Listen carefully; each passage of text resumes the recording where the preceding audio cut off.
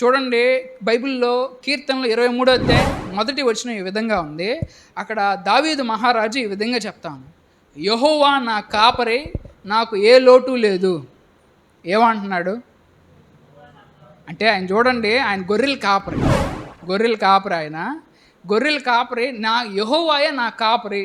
కాబట్టి నాకు ఎప్పుడు నీళ్లు పెట్టాలా, ఎక్కడ నాకు పచ్చి బయళ్ళు దొరుకుతాయి, ఎక్కడ నాకు పచ్చగడ్డ దొరికి నాకు మంచి వసద్ది, ఇదంతా ఎవరికి తెలుసు అంటే నా కాపరైన యెహోవాకి తెలుసు. కాబట్టి నాకు పలాంది లోటు ఉంది అని నేను అనను, నాకు ఏ లోటు లేదు అనని ఆయన అంటున్నాడు. ఇంకా ఆయన ఎవరనంటే ఆయన ఒక రాజు అంటే ఆయన యుద్ధాలు చేసేటప్పుడు ఆయన దాక్కోవాలో వద్దా? యుద్ధాలు చేసేవాళ్ళు చేతిలో డాల్ పట్టుకుంటూ ఉంటారు. వాళ్ళు అవతల వాళ్ళు బాణాలు వేసినా కానీ లేకపోతే ఏదైనా చేసినా కానీ బండల దగ్గర, గుహల దగ్గర, కొండల దగ్గర దాక్కుంటూ ఉంటారు. కానీ ఈయనేమన్నాడు చూడండి, కీర్తనల గ్రంథం 18 అధ్యాయం 2వ వచనంలో, యెహోవా నా బండ. ఏంటంట ఇక్కడ ఈయన ఏమంటున్నాడంటే, శత్రువులు అటాక్ చేసినప్పుడు వాళ్ళ నుంచి తప్పించుకోవాలంటే నా బండ ఎవరంటే ఈ పెద్ద బండే నాకు ఆశ్చర్యం అని అనలేదు, యెహోవాయే నా బండ అని అంటున్నాడు. ఇంకా ఆయన ఏమంటున్నాడంటే, యెహోవాయే నా కోట. రాజుగారి కోటలో దాక్కోవాలో వద్దా? ఏ కోట? నేనుండే కోట కదా నాకు ఆనందం ఇచ్చేది. నా కోట ఎవరనంటే యెహోవాయే నా కోట. నాకు రాజుగారి దగ్గర బాడీ గార్డ్స్ ఉంటారా ఉండరా? నా బాడీ గార్డ్సే నాకు సంతృప్తిగా ఉన్నారు అని ఆయన అనలేదు. యెహోవాయే నా రక్షకుడు. ఇంతమంది బంధువులు ఉన్నారు, ఇంతమంది ఎమ్మెల్యేలు, ఎంపీలు ఉన్నారు, వీళ్ళందరూ నాకు అండగా ఉన్నారు. అది ఆయన అండ కాదంట. ఏది ఆయన అండ అంటే, నా దేవుడే నా అండ. నేను ఆశ్రయం కోసం ఆయన యొద్దకు పరిగెత్తుతాను.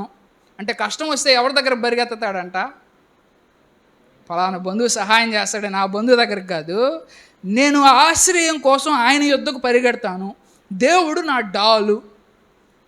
నా చేతిలో ఉండేదో ఇది నా డాలు కాదు, దేవుడే నా డాలు. అంటే దేవుడే నన్ను కాపాడేవాడు. ఆయనే తన శక్తితో నన్ను రక్షిస్తాడు. ఎత్తైన కొండలలో యెహోవా నా దాగుడు స్థలము. నేను ఎక్కడ దాక్కుంటున్నాను? ఆయన కొద్ది రోజులు దాక్కున్నాడు. ఎక్కడ దాక్కున్నానంటే నేను కొండలో దాక్కోలేదు, యెహోవాలో దాక్కున్నాను. ఇక నన్ను ఎవడు కనిపెడతాడు అంటే ఆయన చూడండి, ఆయన ఆలోచన విధానం అంతా కూడా చూడండి.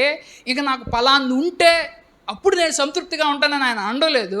ఆయన ఆలోచన విధానం ఏంటంటే, నాకు ఇంకొంచెం జీతం పెరిగితే, లేకపోతే నా దగ్గర ఉన్న కత్తి ఇంకొంచెం 2 సైడ్లు పదునుగా ఉన్నట్లయితే, నాకు ఇంకో 4 బాడీ గార్డులు ఉన్నట్లయితే, నాకు ఇంకొక జెడ్ సెక్యూరిటీ పెరిగినట్లయితే, అప్పుడు నాకున్న సైన్యం బలం కొంచెం పెరిగినట్లయితే అప్పుడు నేను ఆనందంగా ఉంటాను. నాకున్న రాజ్యం కొంచెం పెరిగితే, లేకపోతే నాకున్న భార్యలు ఇంకొంచెం పెరిగితే అప్పుడు నేను ఆనందంగా ఉంటాను, అప్పుడు నాకు సంతృప్తి వస్తుందని వీటన్నిటిలో సంతృప్తి ఎత్తుక్కోకుండా ఆయన ఎవరిలో ఇవన్నీ ఎత్తుక్కుంటున్నాడంటే ఒక్క దేవుళ్ళలోనే ఎత్తుక్కుంటున్నాడు. ఎవరిలో ఎత్తుక్కుంటున్నాడు?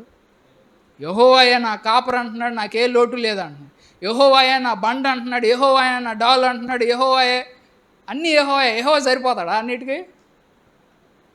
ఆయన ఆలోచన విధానం. దేవుళ్ళు ఆనందించడం అంటే అదే. వాళ్ళు దేవుని పిల్లలు అంటే వాళ్ళు దేన్ని బట్టి ధైర్యం తెచ్చుకుంటున్నారు, వాళ్ళకున్న లోటుని దేంతో భర్తీ చేసుకుంటున్నారని అంటే యెహోవాతో భర్తీ చేసుకుంటున్నారు. దేంతో భర్తీ చేసుకుంటున్నారు? ఒకవేళ మనకి ఇన్సూరెన్స్ కట్టడానికి డబ్బులు లేవు అనుకోండి, మనం ఏమనాలి? యెహోవాయే నా ఇన్సూరెన్స్. ఒకవేళ డాక్టర్ దగ్గరికి వెళ్ళి చూపించుకోవడానికి డబ్బులు లేవు అనుకోండి, అప్పుడు మనం ఏమనుకోవాలి? ఏమి చేయ, నాకేమి హాస్పిటల్కి వెళ్ళి చూపించుకోవడానికి కూడా డబ్బులు లేవు అని అనరు. యెహోవాలు ఆనందించేవాళ్ళు యెహోవాయే నా డాక్టర్ అని అంటారు. ఒకవేళ మనకు బాడీ గార్డ్ లేరు, నా బయటికి వెళ్ళిన తర్వాత అందరికీ సెక్యూరిటీ గార్డులు నాకు లేరంటే యెహోవాయే నా బాడీ గార్డ్.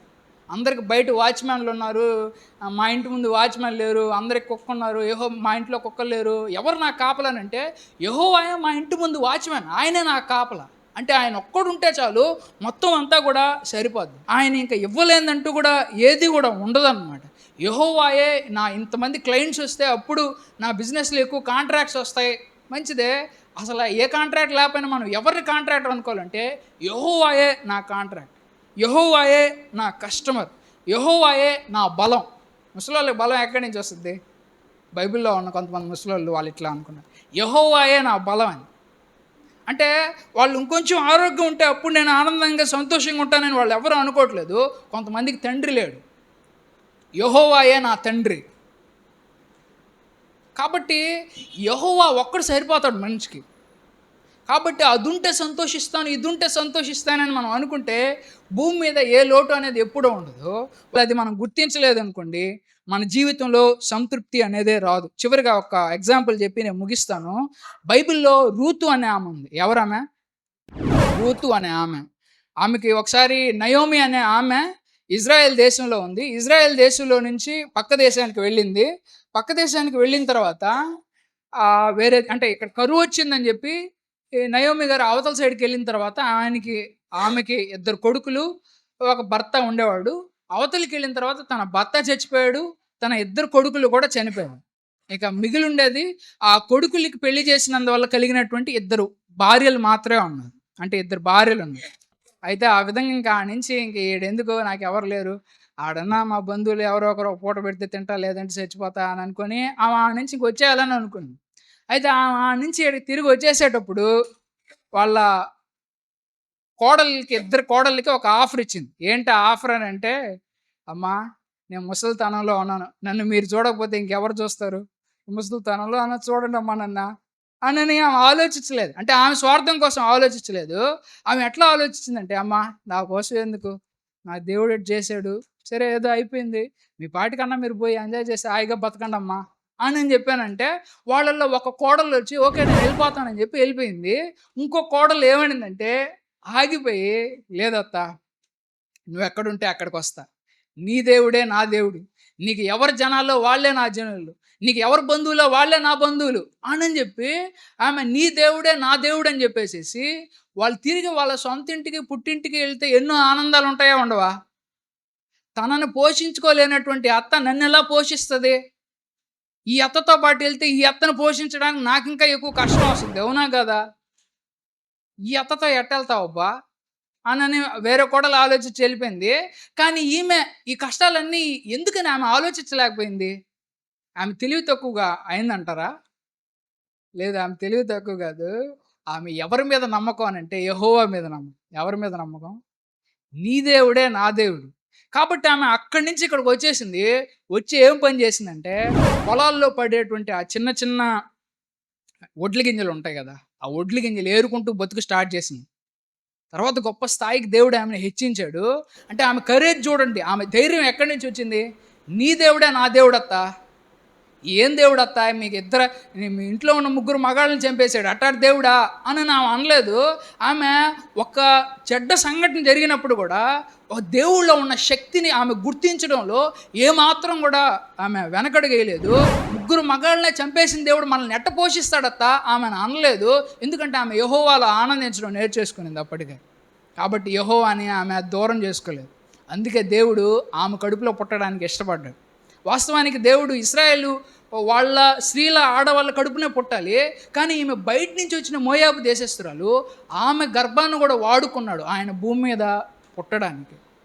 కాబట్టి ఆయన యందు భయభక్తులు కలిగిన వాళ్ళందరూ కూడా ఎట్లా ఆనందిస్తున్నారనంటే, బయట కనిపించేటువంటి పరిస్థితులు వాళ్ళ గుండెల్లో ధైర్యాన్ని ఏమాత్రం చంపడం లేదు. వాళ్ళకి ఎవరు ధైర్యం అనంటే, ఒరే మనకి ఇవన్నీ లేవే, ఇవన్నీ లేకపోతే ఎట్ట సంతృప్తిగా ఉంటావు, మనకి ఇల్లు లేదత్తా, ఏం లేదత్తా, ఆడికి పోయినా ఇవన్నీ వాటిలో సంతృప్తి ఎత్తుక్కోలేదు. వాళ్ళు దేవుళ్ళలోనే సంతృప్తి ఎత్తుక్కున్నారు. చూడండి 1 తిమోతి 6:6లో సంతృప్తితో కూడిన దైవభక్తి ఎంతో లాభకరం. కాబట్టి ఏది మనకు లాభాన్ని ఇస్తుందంటే, సంతృప్తిగా ఉండి దేవుడి యందు భయభక్తులు కలిగి ఉండి దేవుడు ఇచ్చిన దాంతో ఉండడమే భూమి మీద గొప్ప అనే విషయాన్ని జ్ఞాపకం చేస్తుంది.